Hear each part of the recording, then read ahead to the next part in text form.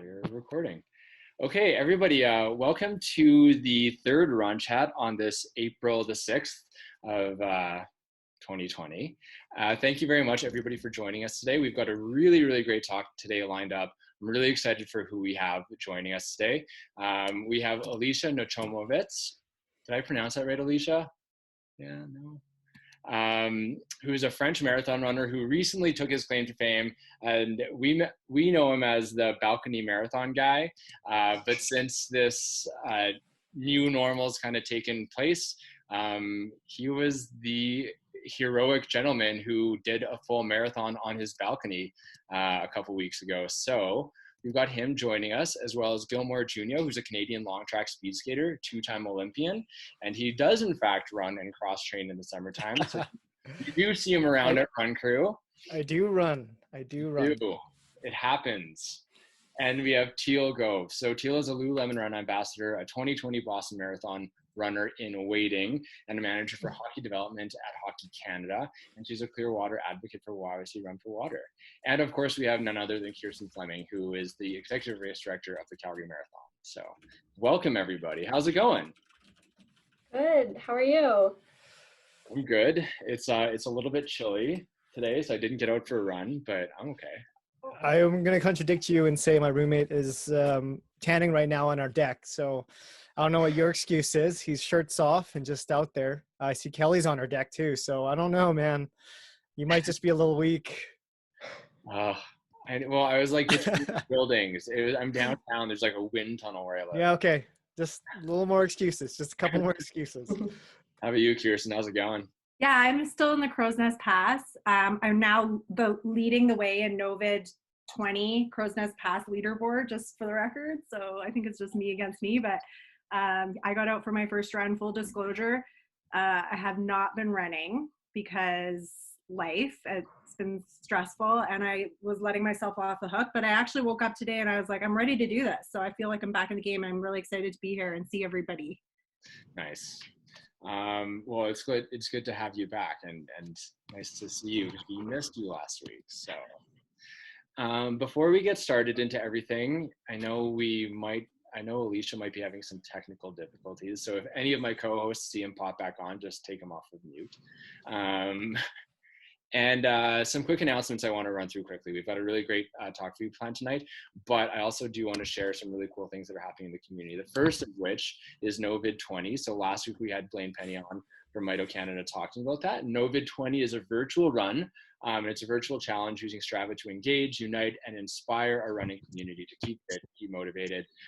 So that's one of them. I'm going to post the link for that into the chat right now. So Novid 20 is happening. Definitely go check that out if you have a moment. We also have Lululemon starting their own challenge next week on Strava. So it's the Move and Stay Connected Challenge. And I think the ask is that people sweat 5 days out of 7 for the next, I think, 4 weeks. And then here's the link for that coming at you guys. It's just 20 minutes. For 20 minutes. It only needs to be 20 minutes. And then lastly, I want to give a big shout out, and Gil does as well, to our friends at Big Rock Beer who dropped beer off before this. And Teal too. I have a cider, Big Rock cider. Rock cider. Kirsten will have to make Pat give you go down for a drive to the Crow's Nest and drop some beer off for you. I'm on to Aperol spritzes now. So Big Rock was our generous host for the first couple of RUNTalks when we were still doing them physically in person. And they do delivery, so if you want, if you need some beer, they're around hooking people up. So with that done, I've also got one more quick announcement. But actually, Kirsten, do you want to talk about Metal Mondays? Yeah, Mailbox Metal Mondays. Okay, so I can't take any credit for this, but I just love it because I think it's just a really fun and easy way for us runners to gather online, show our support.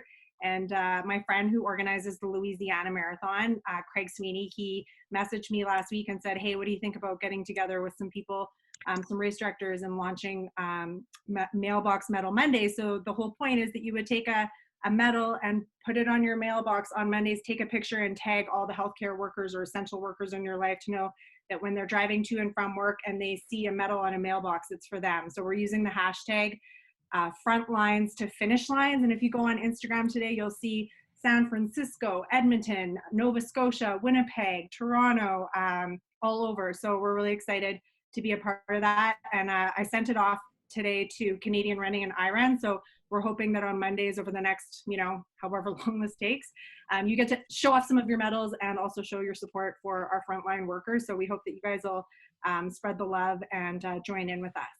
Hashtag frontlines to finish lines. Sweet. Thanks very much. Yeah. Elisha, you can help us take it to France. Yeah. You heard me? I'm here. We can hear you now. Yeah. Okay. And you can see me also? No seeing. What's that? What? And Haley made a good point that she lives in a condo, and we were trying to figure that out. Like, could you put it on your doorknob? But I would worry it would get stolen. So I don't know. I don't have any. I live in a condo too, and I was just thinking I'll take a photo like holding the medal up in front of the all the mailboxes and at least post that. There you go. That's I good. like it. Nice work, Teal. Okay, so that's a lot of really exciting things happening. And I've also just quickly posted the links to the last 2 Run Talks in case anybody missed those. Elisha, how's it going? We have you back. Yeah. I'm okay. I'm so happy to be with you. I've been on a weekend for 21 days, so I have no idea how much time goes by. It's crazy. Like, what are things like in France right now? The situation is very complicated in France, because with the pandemic, you must to have a form explained to go outside.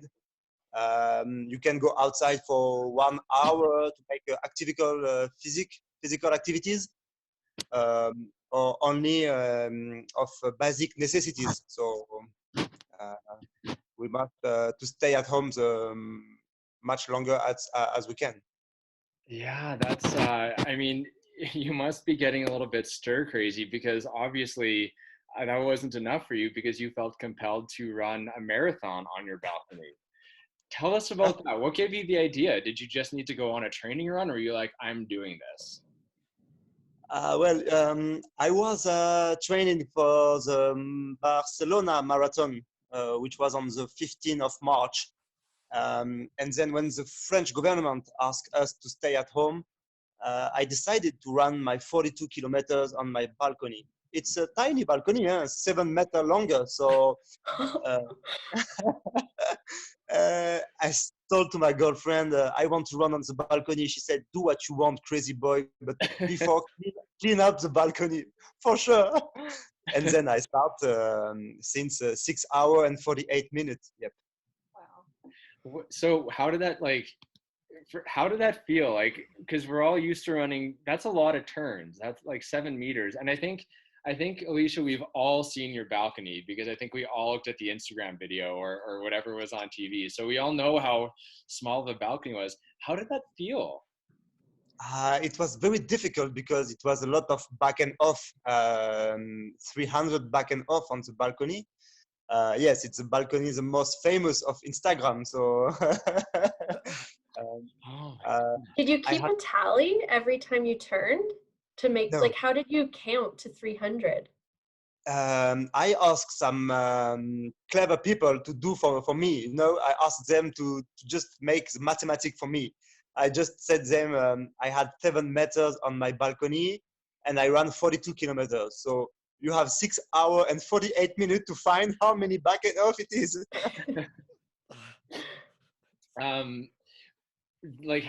So you ran it, I guess that was a couple of weeks ago, and then you went viral in like 2 days and we all saw the videos. Have you had a whole bunch of people reaching out to you? Have people been like messaging you? Because like, I know we all followed you on Instagram, and like, has it been kind of a whirlwind? Have people been like, have you been doing interviews or how's that been? I received so many messages from people all around the world who was inspired by my story and this balcony marathon. It was a lot of positive message. It was a positive influence, because people said me, okay, you show us that it was possible to make sport at home. we are also confined. We cannot go outside, but we can find many possibilities. We can run on the stairs, around the house, in the garden. So the message was a positive message, of course. But I received also some haters. Really? What could Why? you possibly say? People say me, man, you are crazy. You are doing only this for the buzz. That's the reason why the week after I make 50 kilometers on my balcony, just just to show us that to show them that I wasn't a fake man. You know, everything I did, I did. I make it with my heart. So I feel blessed like a champ, and I just wanted to answer by the best answer it was. Yeah, that's really cool. I think that's really special because I think that, I don't know, you've probably heard this a million times, but I think that I speak for a lot of other runners where it is kind of inspiring, because I think that right now it's so easy to just be like, you know, kind of like sad or feel like you can't do anything. But I think you clearly went out and showed like we can still do stuff. And I think that running provides like a sense of normality for everybody. And, you know, you demonstrated that like, nope, you can run a marathon still. It's up to you. So that's really cool. So thank you from us. I have a question. Can I jump in? Yeah. I wish we could see you, Elisha. I don't know if you can turn your camera back on, but we can't see you.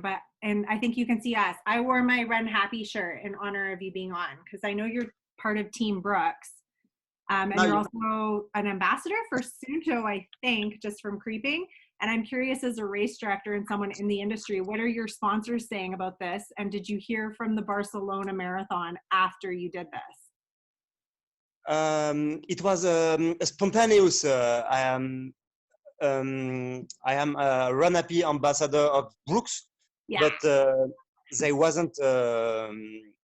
It was a spontaneous act of my part. You know, it wasn't something a publicity or not. It was just I decided on myself to make this one, and afterwards they were very happy because they see all the brand everywhere in the world. So they were very happy for this, but it was just spontaneous.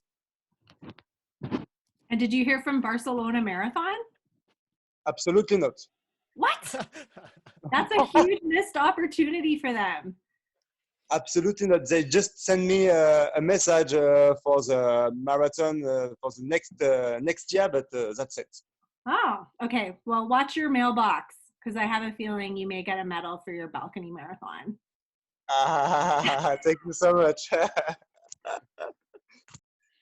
So Elisha, what are you training for typically? Because I think we all kind of stalked your Instagram, but you bike, you run.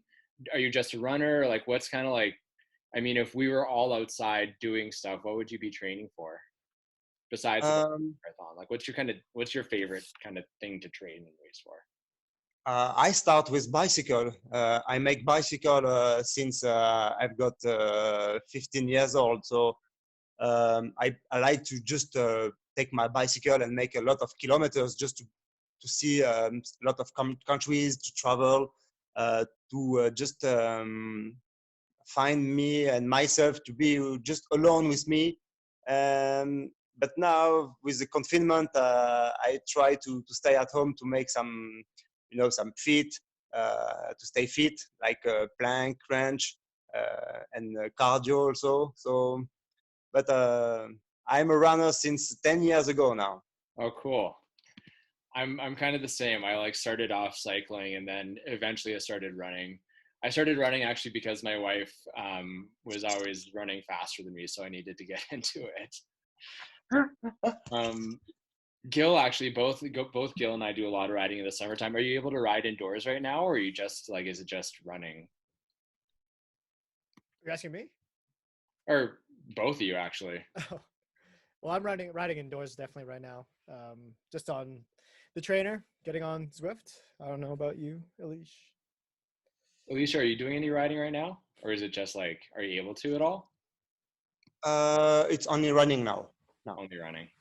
It's too dangerous in France to make some bicycle. People are so crazy, driver crazy. So I don't want to take a lot of risk. Yeah, that's fair. That makes sense. It's all about being safe right now. Tell us what's like, so here in Calgary, there's a whole bunch of people who are on the call that we run with a large group, and Run Calgary has a lot of run clubs, and we have our, like, we call it YYC Run Crew, which is like a big group of like a few hundred of us, I guess. What's the run scene like in France where you are? Do you guys have like big groups that you run with, or is it just kind of like, do you run with a coach or a team, or what's it like over there? In France, you have many possibilities because you have a lot of club and coach.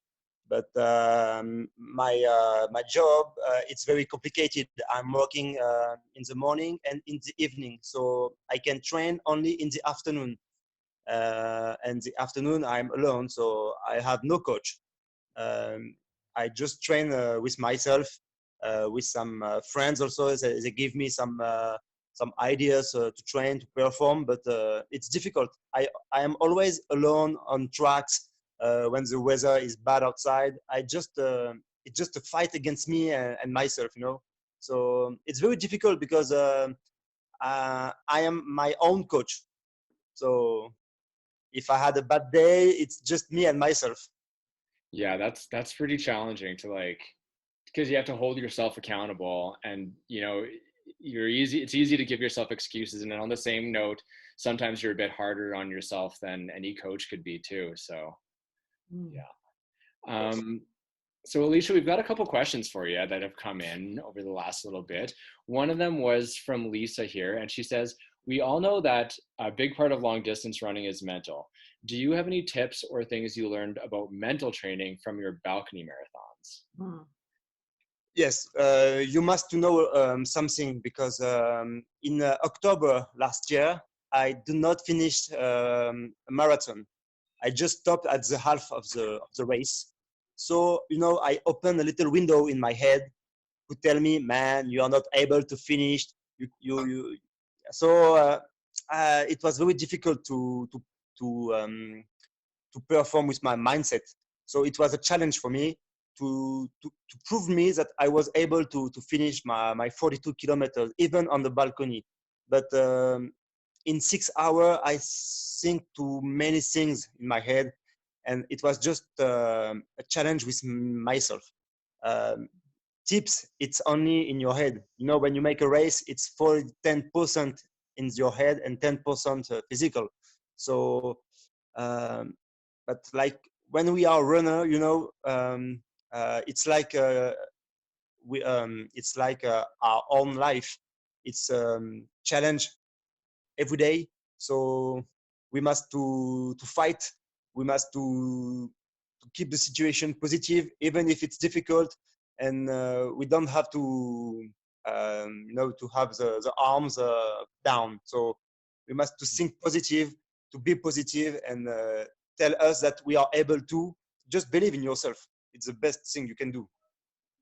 Yeah, I think those are like kind of words to live by, especially nowadays. I think that, you know, sometimes like we're still able to run outside here, at least for now. And whenever I go on those hard runs, I think to myself, like, yeah, it's hard, but you get through it, and you just got to be gritty, and you have to be tough, and, you know, eventually you make it to the end.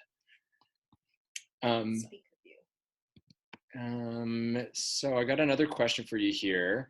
This one also came to us from Instagram. This one was from Haley, and she was asking, how many more balcony marathons will you be doing? I already ran 3 marathon balcony in 3 weeks. Every Tuesday.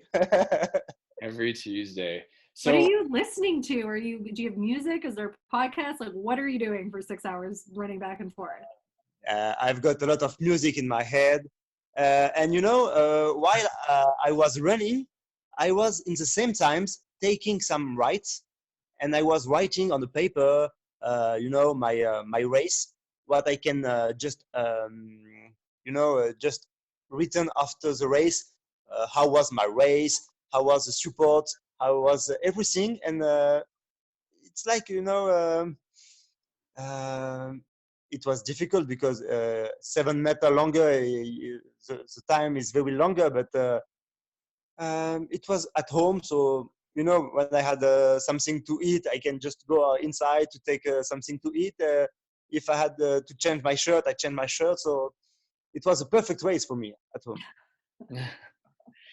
So on your, are you going for like PRs now? Are you trying to beat your marathon times, or are you just kind of doing it for completion? I think it will be complicated to make more than what I did, but I don't want to take a risk also, you know, Yeah. because medical staff are very busy in France. So I make this on my balcony. It was fun, but I don't want to play with my healthcare. So I think now it will be just a challenge and fun, but without um, time or something else. Just Yeah, fun. that's a really good approach because we all know that those people are keeping pretty busy. So Can I jump in with a question? yeah, Elisha, did you turn a different way every time on the balcony? No, it was, I'm a very bad dancer, so it was only in the same right, until right, until Same direction every left. time. Yeah, same direction every time. Can I ask a question? At any point, did you think about stopping and being like, this was not a good idea? Or and Yes. yeah, When I start, I thought it was, I make a half marathon in 3 hours, and I said, oh wow, what I am doing. And I received so many messages from my followers. I was, making some videos, and everyone tell me, man, it's amazing what you are doing. And I said, okay, why? I just running on my balcony. And then I remember that my nickname was Marathon Man, and I said, okay, why not a marathon? I have some times. I have no work now, so why not? But it was very longer, and at the end, I had a little headache also because back and off since 6 hours it's very difficult. I have some blasters also under the feet, so but it was very fun just to see all this support. It was, it was a virtual race with real encouragement. that's super cool. Well, Elisha, I know that all the runners on this call and certainly people around the world were inspired by you, but I just want you to know that it wasn't just runners, race directors all over the globe. I was on a call with about a Zoom like this, but 350 race directors, and your name came up and we talked about you, and that's why I reached out to you, because I wanted you to know how impressed we all were, because we just felt like it was such a positive story when there's obviously a lot of people concerned about their races. Somebody turning, lemon into lemonade, as a good little former Lululemon ambassador would say. I just want to say thank you for being such an inspiration, because we loved this story in the race director community. And I know we widely shared it. And I told everyone on our Friday call that you were going to do a marathon every week until this was over. And you got cheers across the globe from race directors. So thank you. Thank you so much. But it was very spontaneous, and it wasn't calculated at all. And when I received all this message from people all around the world, I saw my story. This story make the whole world, but I don't leaving my balcony. It was just amazing, and people said me, man, you show us that it was possible. So. I think I just it was an achievement, but a positive achievement, and I saw now maybe 20 or 30 people make the same at home. So okay, yeah. I think I just wake up all the crazy guy of this planet. Yeah, I think it resonated because it was authentic for sure. Like that's why people loved it. And I was going to ask, what do you make of all the copycats? About the copycats. There's all these people doing this now on their balconies and their backyards. It's great. It's awesome. But what have you been following? No, I just let them, the haters, send message. Oh, you are crazy. You are crazy. I received so many messages that I was crazy. So now I just let them. I am the first, and now. Oh, that's awesome. So we have one more question here.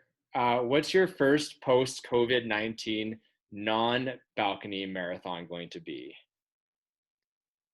I think I want the situation in the world just calm, and because now we don't know even if we can race anywhere, because it's very difficult. But maybe in my town in Toulouse, it will be in October. So I think it will be this one. It will be my 14th marathon in Toulouse. So cool. Well, you're always welcome in Calgary. We'll always have a space for you in Calgary, Elisha. Thank you so much. Thank you so much. So we got another, we also have Teal Gove here with us. Teal, you were training for Boston, and then things kind of went sideways. How are things now? Like, what did you do? How did you pivot? I had a good cry for an hour in my call in my car when I first got the email, and more like it was okay because they at least pushed back the date. So it was nice to know that it would be in September. We have a date to look forward to, as opposed to having to wait a full other year. I think the hardest part for me was this was the first time I've ever trained for a marathon through the winter.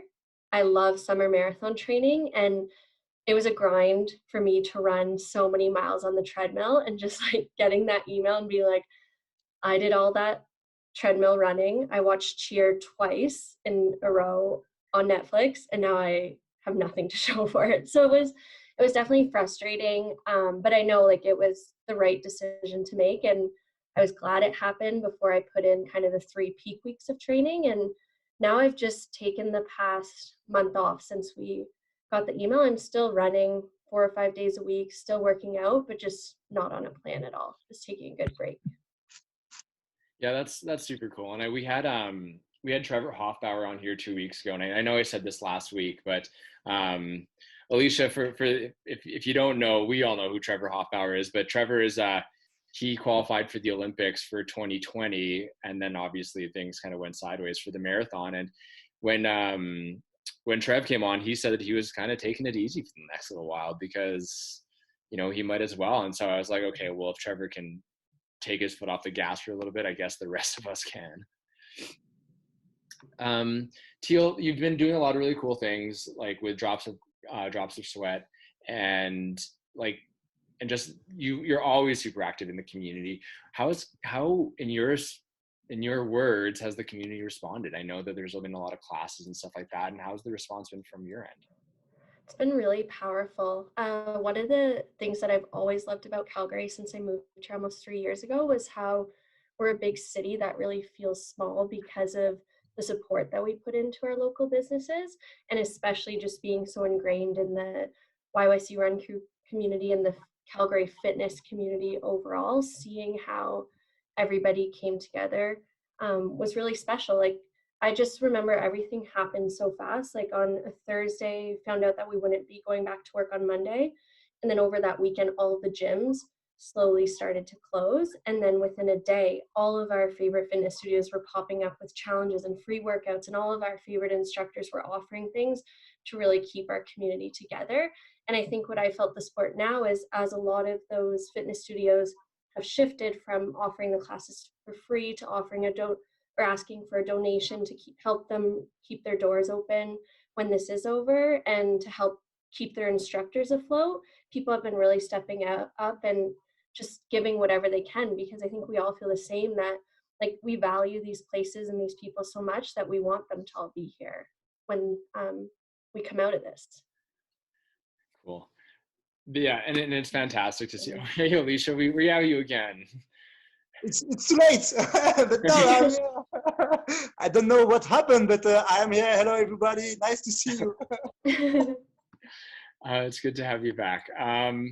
Yeah, it's been really cool to see like the community respond, and I think one of the heartening things that coming out of this is I almost sense that there's like more connection in the community these days because we're all very intentionally connecting with one another, which is just fantastic to see. And you raised over $1,000 at the Stacks charity ride this weekend, so congratulations on that. Thanks. Super cool. Applause. There's a little applause icon, everybody. And if you go to reactions, you can give Teal some round of applause. Thanks, everybody. So that's Rob, I agree though, like with what you said about the intention. Like I've been reaching out to friends or talking to friends that I would maybe see like on a monthly or kind of like a bi-monthly basis, and now I'm talking to them every day or every week, or we're having like these FaceTimes or these like the virtual scavenger hunt that Rob had organized this weekend. Like we're connecting with people that we don't usually make that effort to, because you kind of just take for granted that you'll bump into them somewhere. So that's been really cool to see too.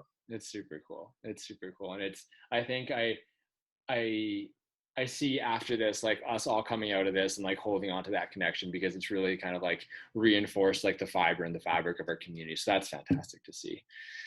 So I got a couple of Instagram questions that came in, and this first one I'm going to open up to the three of you, to Gil and Elisha and Teal. But Gil, we haven't really talked to you much yet, but you know, I've got a whole bunch of questions for you as well.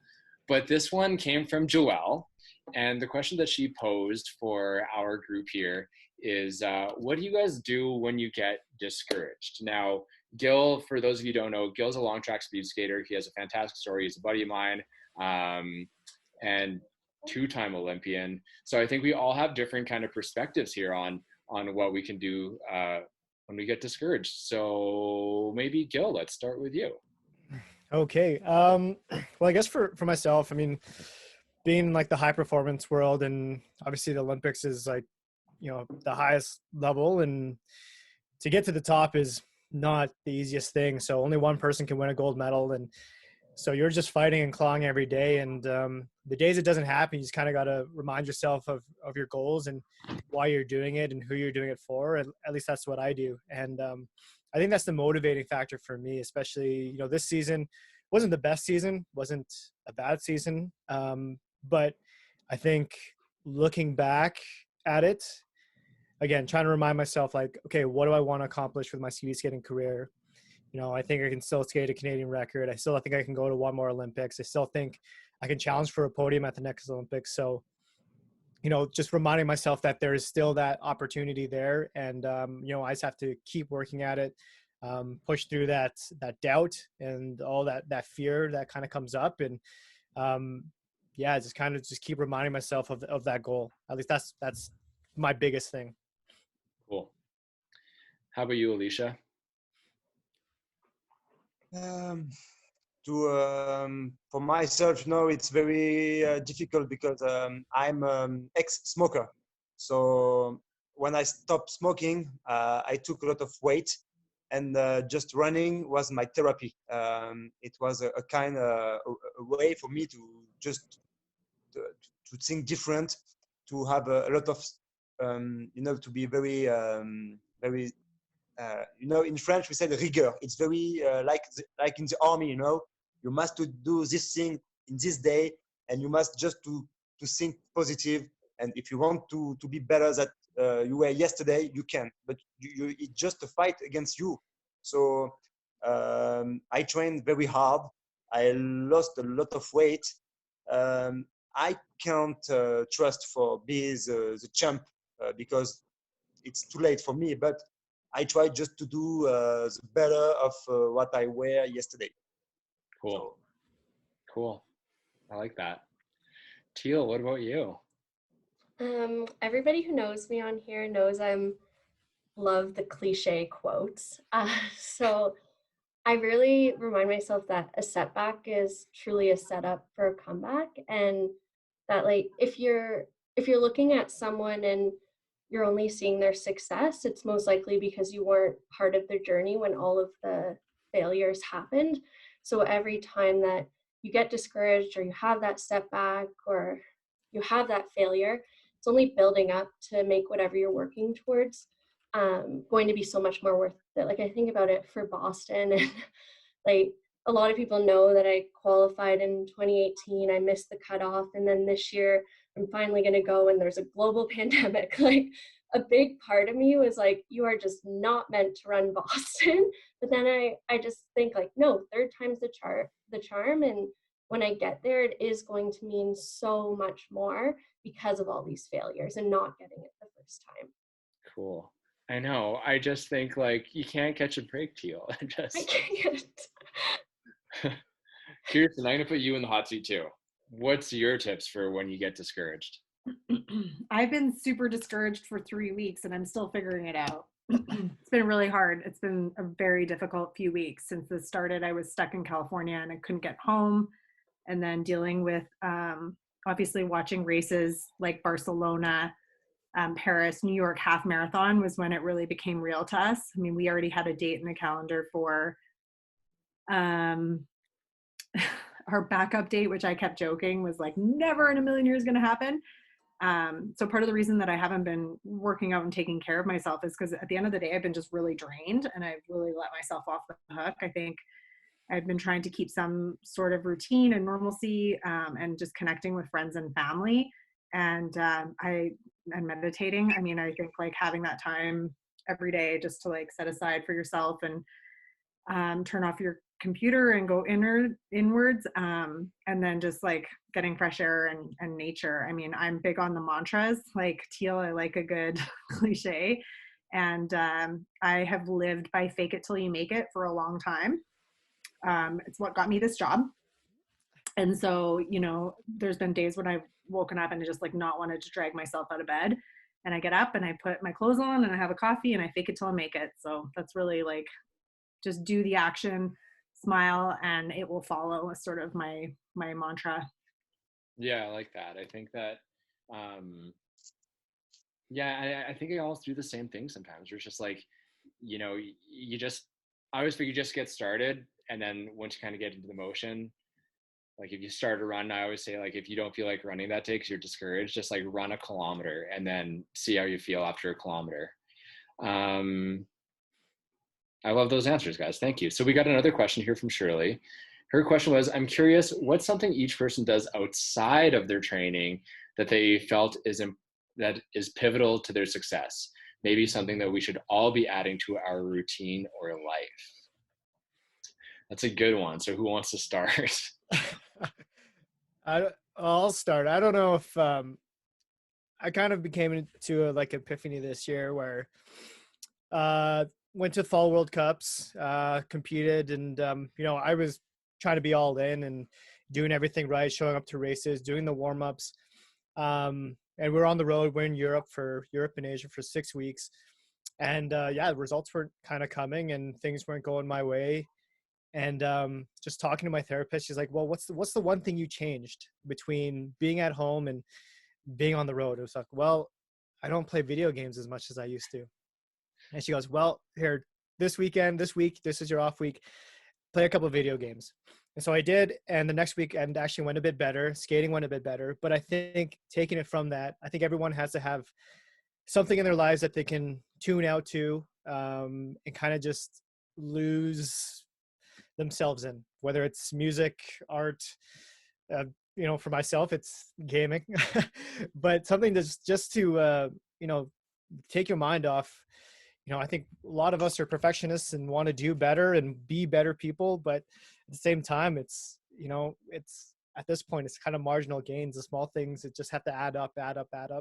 And so that's kind of my take, is that you kind of have to find something to turn your mind off and take your mind away from whatever is your main focus in your life, and just have a little fun.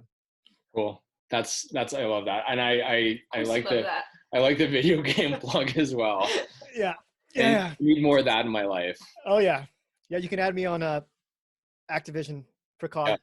Yeah, done. Is that like Swift for nerds? No, it's just straight up video games. It's just video games. Gaming together alone.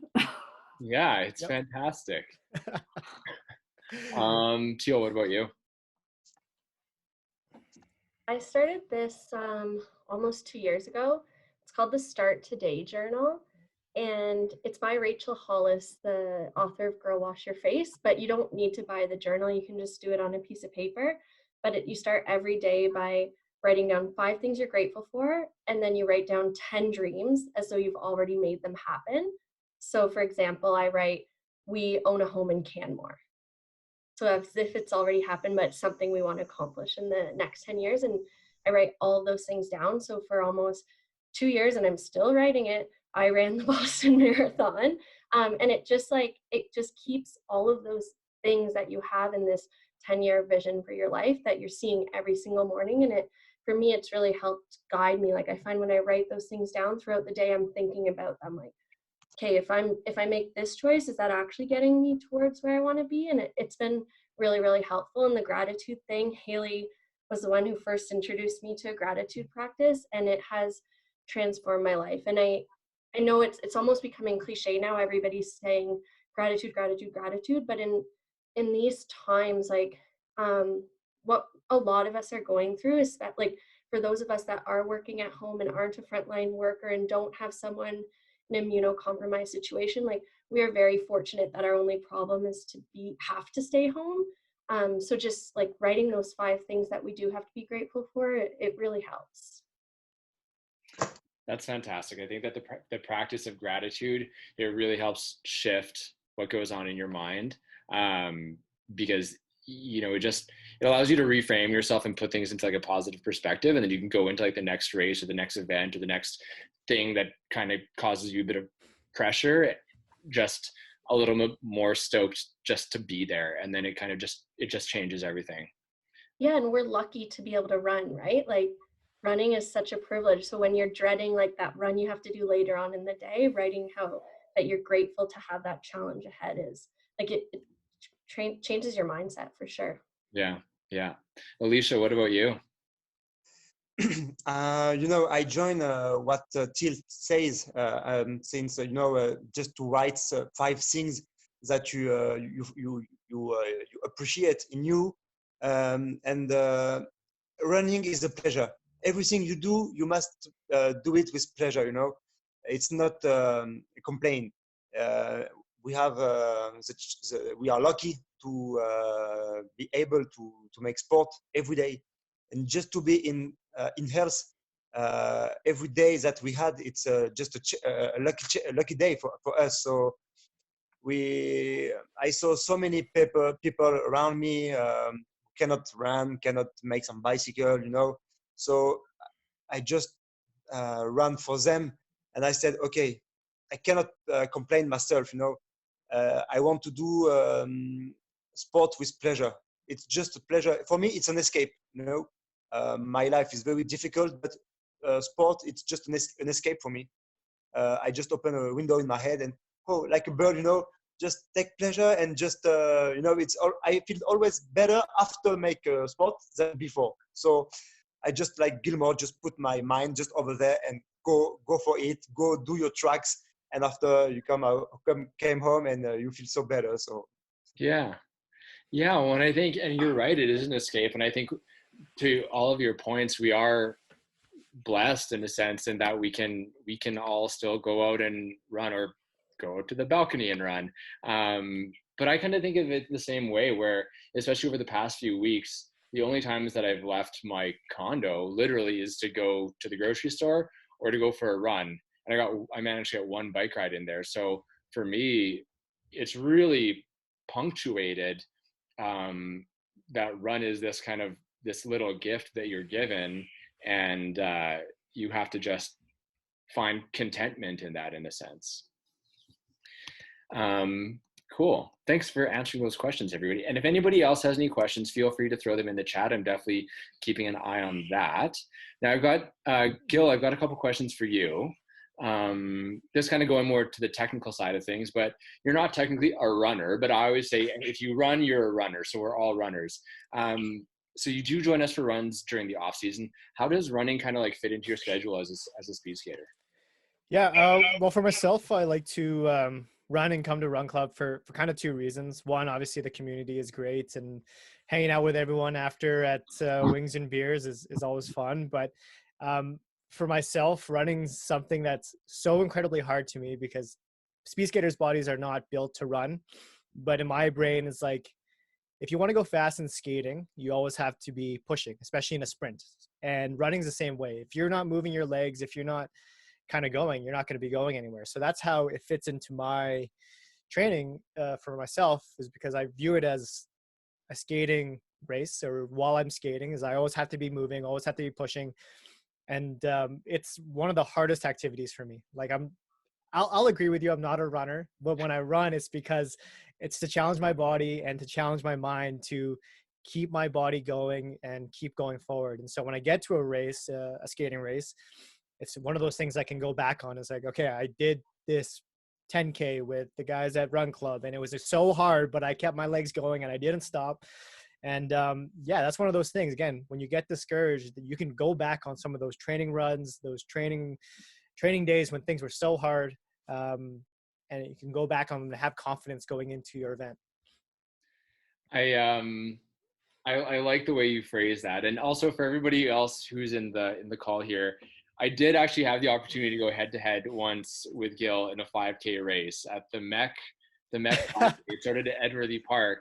And even though Gil says he's not a runner, he's being modest here, because it was a 5K and I got to the start line with Gil and all the other speed skaters are there. And I thought to myself, like, oh God, I need to beat Gil because I'm a runner. So I better do well. And Gil definitely gave me a run for my money, because I think he went under 20 minutes in that 5K. I went 2019.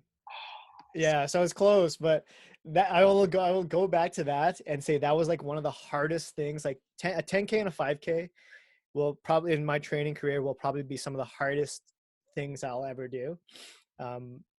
Like I can't explain how much pain I was feeling in my chest and like the tightness in my hips after like 200 meters.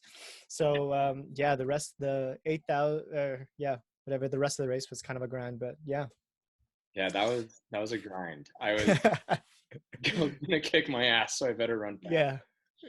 I think that was actually the first time I ever went under 20 minutes, because I knew. So thank you for that. Little fire under your butt. There you go. You're welcome. Yeah. All right. So we got another question here. I can ask Jeff's first. But Gil, Jeff asked, where did it go here? Do your coaches give you runs, recovery, or is it all biking as cross training? Most of it's biking, just because it's the lowest impact activity for us. But a lot of other people like to mix it up with runs. Again, I like to mix it up with runs just because of that mental factor. And again, I love coming to Run Club and being able to hang out with everyone. And again, it's one of those things where it's fun for me to be able to turn my mind off of the regular just biking monotony, and when I can just like get out and hang out with everyone and still kind of sneak in that training portion, you know, that's a big bonus for me. So not a lot of runs prescribed for our recovery, but still like to sneak them in there.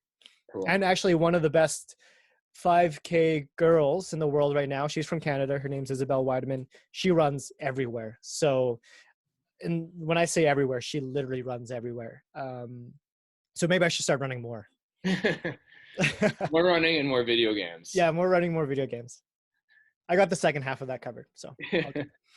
So Kirsten's wondering, would you ever consider a marathon when you retire?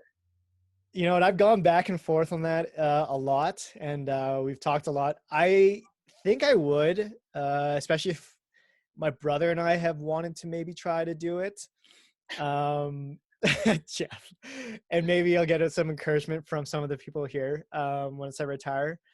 But I think I would maybe have to train for it for at least 2 years to build up that confidence that I could finish it off. Again, a speed skater's body is not meant to run, especially a sprinter speed skating body is not meant to run that many kilometers. I don't even know how many kilometers it is, and I've hung out with you guys for years. Elisha.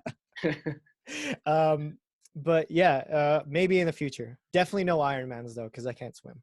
You know what? It's funny you should mention that, because I did my first Ironman before I did my first like open marathon. And this is credit to all of the marathoners here in the group. After I did my first marathon, the Calgary Marathon, I crossed the finish line and said, if I ever do another marathon again, I'll just do another Ironman, because the marathon hurt just as much as a full Ironman. But when you do an Ironman, nobody asks you about your time. They're just really, really impressed you did an Ironman. Whereas if you do a marathon, everyone's like, oh, so did you do Boston? Like, no, I did not do Boston. I just ran a marathon. So credit where it's due to all the marathoners, because it hurts just as hard as like everything. And Gil and I will be the first to tell you it hurts like hell. So credit to you guys. Sorry, Kirsten. I don't know if that's helping you guys, people. But it's so fun. So on the topic of painful marathons, Elisha, this one's for you. But a whole bunch of people have asked, where was it? How sore / tired were you after running your balcony marathon? And what was it like compared to a regular road marathon? Well, actually, it's a luxury to have thorough muscles, because anyone can go outside to make a run. So the day after, I was very tired. My muscles were very thorough, but it was a good sensation, I felt very like I ran a full marathon on the road. It was difficult because I make little feet. It wasn't my average speed usual, so it was difficult. A lot of many on 7 meter. I cannot go so fast. So, but I feel good. That's why I restart 1 week after. So yeah. What was your pacing strategy? Were you like, okay, I'm gonna do a negative split, or I'm gonna go out hard, or I'm gonna do like break it into chunks, or you just like, I'm just gonna do this and see what happens? I start to go a little bit quickly, it was 10 kilometers in 1 hour and 10 minutes. But I had to just check off my neighbors, because on my balcony, I've got neighbors on the left and neighbors on the right. So if I had to quickly run, I will be on the balcony of my neighbor. So, but afterward, I just ran a little bit. And at the end, it was walk and run, just to finish my 42 kilometers. But it wasn't a race. People must know that I wanted only to make 42 kilometers. But even if I walk or run, doesn't matter. It was just also to pay tribute to all the medical staff, because the message was stay at home. So, yeah. Now, you mentioned earlier that you run to the music in your head. Caroline Weber is asking, says she's super curious, what do you hear over and over in your head when you're running? I think you know who are Hans Zimmer. Yes. Yes. So I had all the music movies in my head, Armageddon. We have there's The Rock. The Rock. Of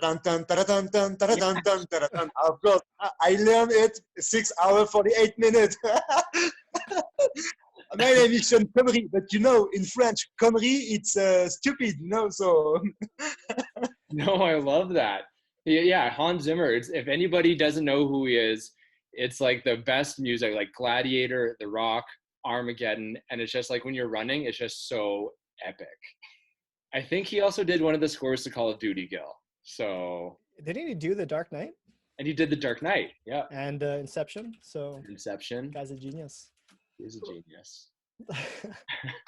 So we all know everybody should go run to that now. Actually, and he also did when I did my first Ironman, I was playing the song to Inception in my head for the last like 10 kilometers, because it was like, it's this really epic music, and they actually played it during like the TV coverage of one of the Hawaii Ironmans. So I was like, oh, that's a good, like, you feel like it's really tough, but you get through it kind of music. Yeah. We're on the same page, Elisha. Okay, Teal, I got another question for you.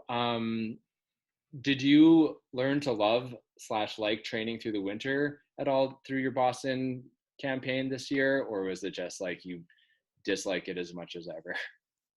No, I dislike it as much as ever. No, it's not the cold that got to me. Like, I can deal with running outside in the cold. I can bundle up. It's the runs that had to be moved to the treadmill, because this was my first marathon, actual training for something through the winter. Before, I could always just say, oh, I'm just going to go for 30 minutes because it's really cold, or kind of, oh, this day looks worse than the other, so I'll just run tomorrow instead. But when you're marathon training, you don't have that luxury. And even if it's not slippery out, if it's too cold, it can be dangerous to breathe that heavy when it's minus 30. So yeah, I just couldn't get past the treadmill. I struggle. I find the paces feel 10 times as harder. My coach did switch the workouts to make them more effort-based instead of pace, so that helped a lot. But I definitely thrive on summer training. Yeah, I think when we had Trevor in a couple weeks ago, he talked a lot about switching to that effort-based training. And even actually same thing with Tasha Wodak. She was mentioning, like, especially when it comes to intervals and stuff like that, when you have something kind of thrown at you, switching to effort and time versus mileage and pace was an important change. So I got another question here. This one came in from, this one was a little bit more for Gil, but Gil, I think that you're almost like uniquely adept at kind of, you know, staying injury free when you're in confined spaces, because then you spend a lot of time in hotels and kind of on the road, and you don't always have the luxury of like your home base kind of facilities. What do you do to stay kind of like injury free, or like what are the tools or routines that you have for, you know, making sure that you're always like primed? Yeah. I would say my best friend's been a foam roller for the past 6 years. Just rolling out my back. I have a really bad back and always really tight hips, like I've said. So those are the two things that I have to kind of stay on, is stretching out my hips, rolling out my hips, and rolling out my back. And so those are things that, you know, I've tried to stay on for the past, it's been like probably since I broke my back, whatever, 10, holy crap, what year are we in now? 11 years ago. Holy cow. Yeah. So broke my back 11 years ago. I've always had to kind of stay on top of back maintenance. And, you know, I've been lucky to have worked with really good therapists, physiotherapists and massage therapists. And they've been kind enough, I've been grateful enough to get like exercise routines from them. And just, again, trying to stay on top of those routines, stretching, mobilization, the rolling, the core strength, is all stuff that I've had to do so that I could stay injury free. Obviously, speed skating is a pretty jarring sport, and it's not the easiest on your body. So you kind of have to stay on top of those things so that you can have a long career. And I've been lucky to be on the national team now this will be going on to my 11th season. So I think a little bit of longevity has been through that routine that I've been able to keep.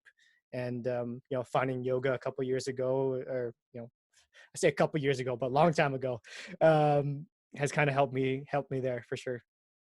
Cool.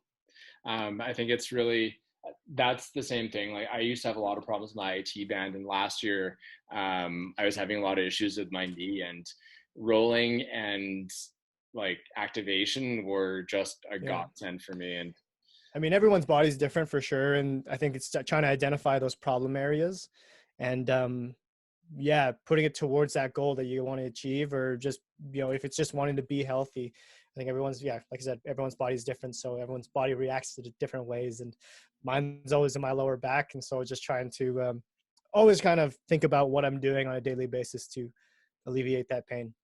Yeah, it's so important. I'm going to do a little shameless plug for a friend of mine, but I think it was on Wednesdays, Kate Mack is doing a lot of, she's doing a lot of kind of relax stuff, or she's using the lacrosse ball and really digging into some of those tissues. So if anybody needs a really good release session, definitely hit up Kate Mack's Mobility Yoga.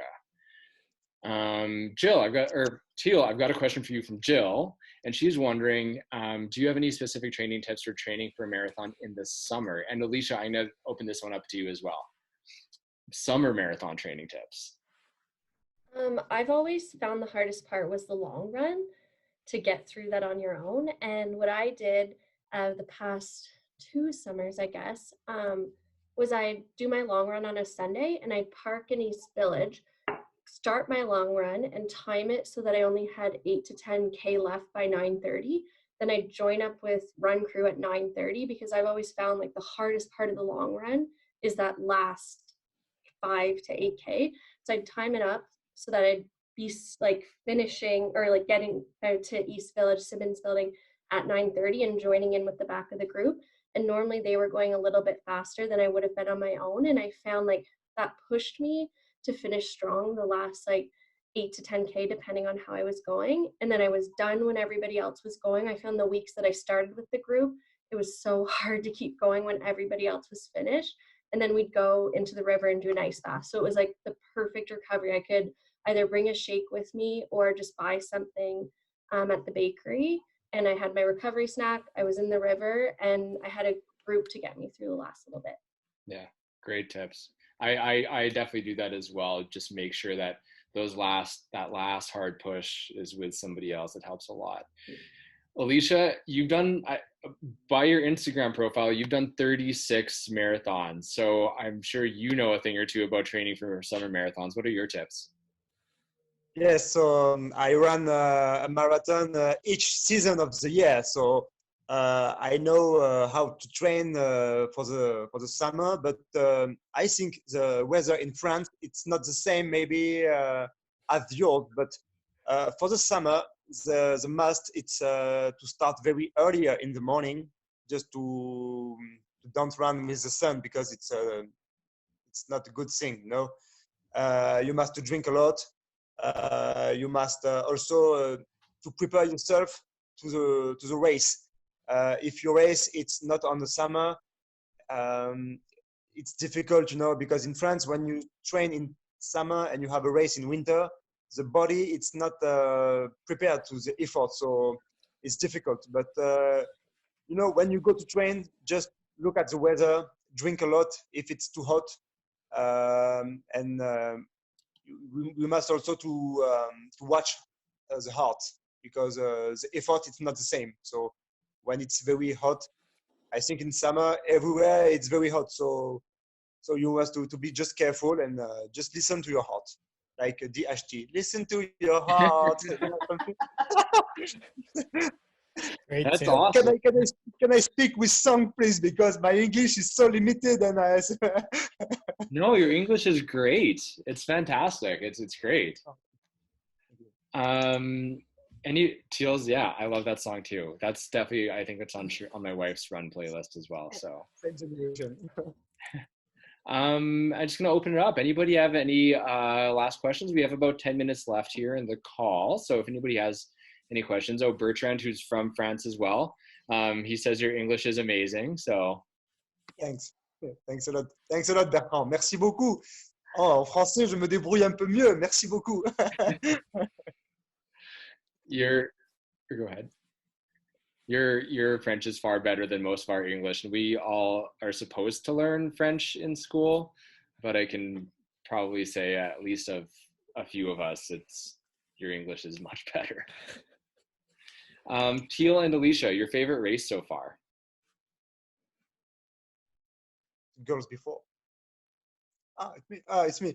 I run a lot in Europe, so my favorite race is Barcelona, because I love this city. All the supporters are very just incredible.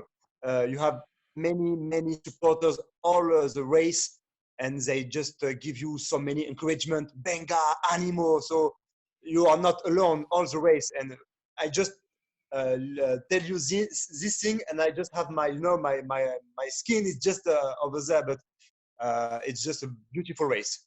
Race. Barcelona for me is my beautiful race. You know what? Before you answer, Teal, I'm gonna chime in there as well, because I raced Ironman long distance or triathlon world long distance world championships a few years ago, just outside of Bilbao. And it was the same thing. I was just like, I was shocked at the difference in the vibes. And I always try and bring it back here, but like you're racing and you get to like the middle of the town, and then it's like the Tour de France. There's just like thousands of people cheering your name, and they'll see your name on your bib and they'll yell your name. They're like, venga, venga, venga. And like the energy, like your pace strategies just goes out the window, because you're just like riding this high from everybody else. And you're like, all of a sudden you're running, you're watching like, oh, I'm running 4 minutes a kilometer. Okay, definitely got to back off. So it's just like it's a different vibe. So I always tell people, like, if you're traveling, like, try and try and go to a race in Europe. Like, and I love our races here, but it's just a different vibe. So after I did that race over in Europe, I came home, and now whenever I go to races, like, hopefully you guys hear me on the sidelines, but I'm always like yelling, and I'm always like yelling people's names because I feel like that makes a difference. When somebody like hears their name on a run course, you kind of get this glimmer from them, and it's just like this different kind of change. And it was just, I feel like it must be like the Tour de France and the Vuelta a España, people just see it, and like those same people come out and cheer for people doing a marathon, and they like, it's like a tunnel of people just cheering your name, like getting in your face, which is so cool. So I like, just to reinforce, I agree, Elisha, it's super cool, like the vibe that they have in some of those places. Can I just add something, because you are talking about the Tour de France by the cycling, but in France, when I ran a marathon, all the people, French mentality, oh shit, we cannot use our cars today, but now another marathon. So, that's why I go to Barcelona, That's why you go to Barcelona. It's the Spanish. It's great. Okay, we all have to go. We have to do all of the run crew, we have to do a big trip to Spain, and we'll race with Elisha at the Barcelona Marathon one day. Teal, your favorite marathon? Sorry, I was just reacting that I'm in for Barcelona. Nice. Trip.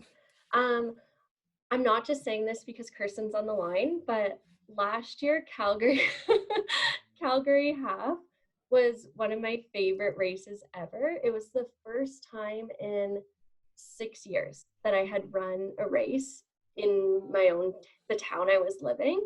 So seeing like pretty much everybody on this call out on the course was just the best. The cheer stations were unreal. Like going up, I think the only hill was out by Telesparks, but that whole time was the turnaround point.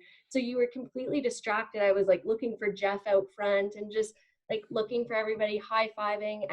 Whoever wasn't running was out spectating, and then being able to finish and just wait for Andrew to finish his first marathon and cheer everybody on it was a really, really great. And I think it was the weekend too, right? Like we all were together for the run social on the Friday night, and then we had our carb load Saturday, and it was just cool to see our community come together like that at home.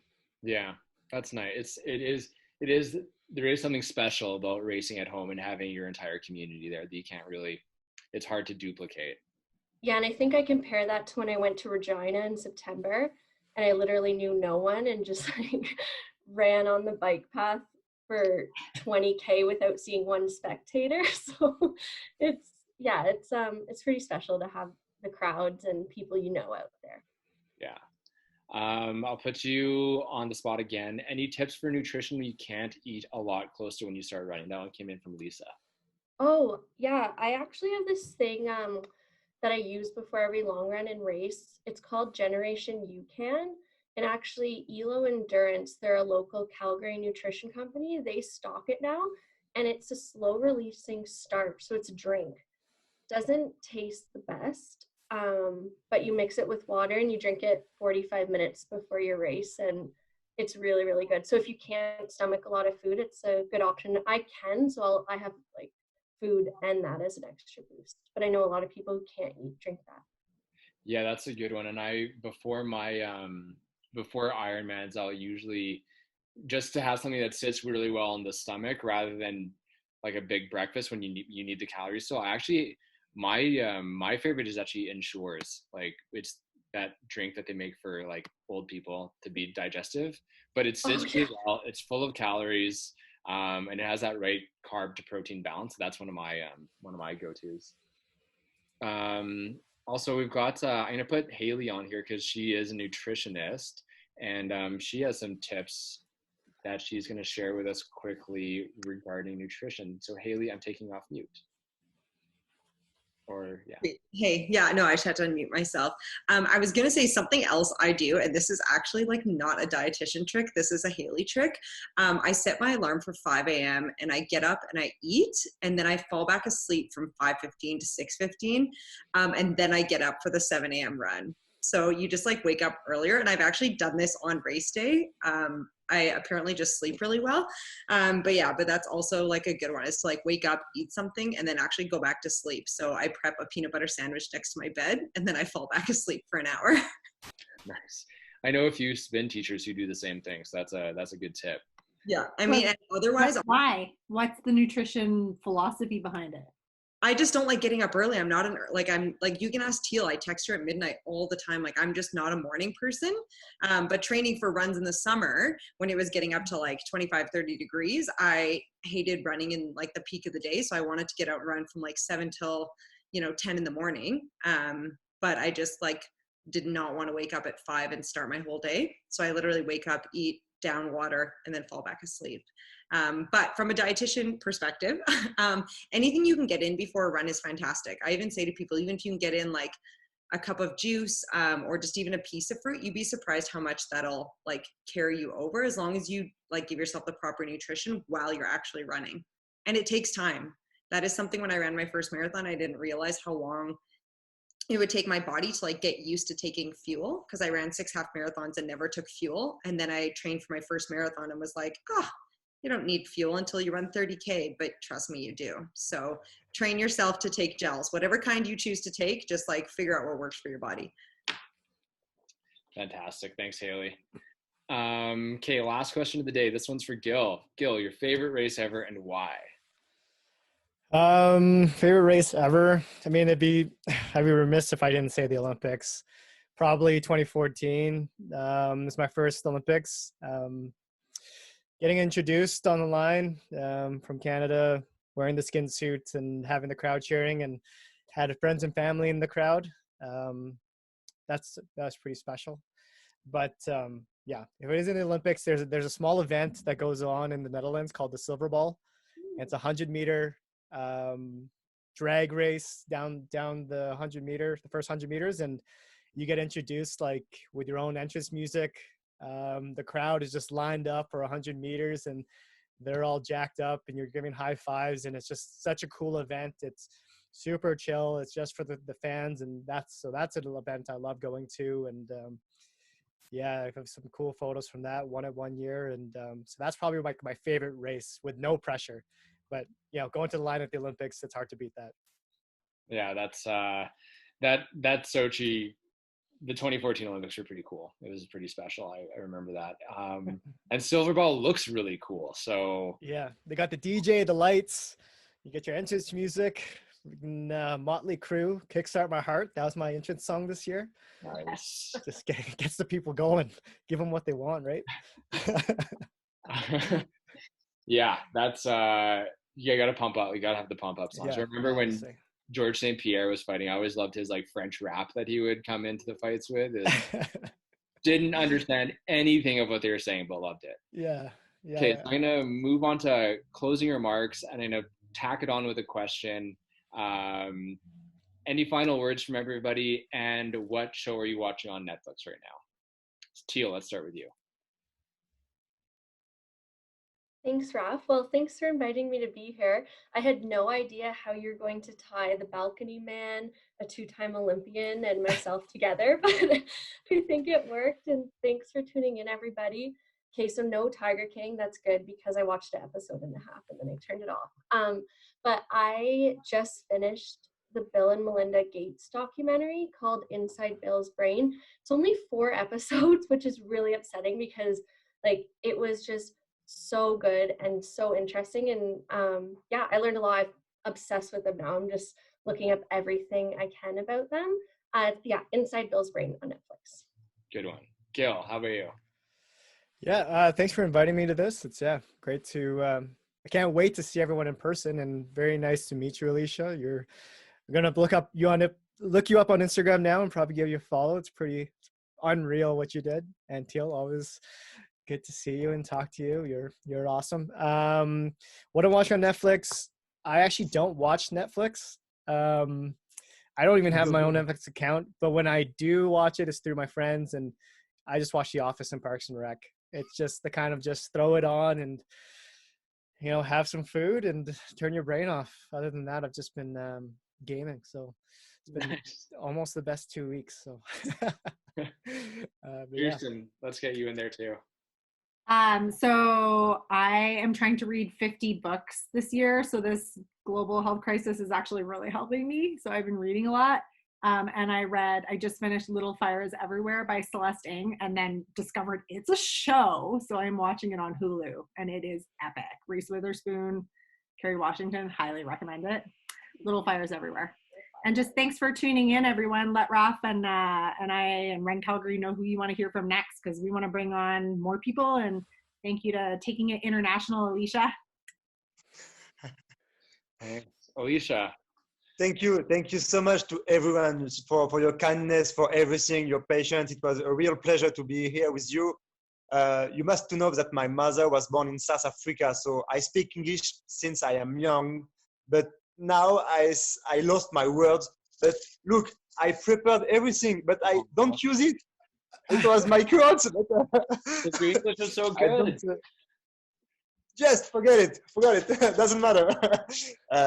It was a real pleasure. On Netflix now, because you must know that I run a marathon, but I also make the marathon Netflix. It's watch all the episodes. No, seriously, I'm watching Ozark. I don't know nice. if you Yeah. got it. Mm-hmm. Money and everything. Nice. Asked that already. Yeah, so good. That's awesome. Raph, what are you watching, Raph? Close us up. Take us off. So we are watching. We're watching the final season of Homeland right now, and we're also watching Schitt's Creek, which we just started, which is actually hilarious. So Very good. funny. It's so good. I love it. So that's what we're watching right now. Yeah, loving them both. We're also making our way through Brooklyn Nine-Nine, and also The Office. I mean, obviously, we can just watch everything these days. So, yeah. But I definitely want to thank everybody. This was a fantastic panel. It was super, super fun. Elisha, it's super late for you, so thank you very much for staying up. Everybody, I don't often do this because it becomes a free-for-all, but I did make it so that everybody can unmute themselves. If everybody wants to unmute themselves and say thank you to Elisha, it was fantastic. So MVP. Thanks, Elisha. Over Thanks, Elisha. Thank you so much. Thank you, Jill. Thank you, Teal. Thank you, Raf. Thanks, everybody. Thanks. Thank you. Thanks, everybody. Greeting from France to everyone. Au revoir. Merci Good night. beaucoup. Bye-bye. Bonne nuit. Bonne nuit. Bye, Elisha. Thank you, Melcy. You're welcome. Thanks, everybody. Sign off. Bye. Bye, everybody. Yeah.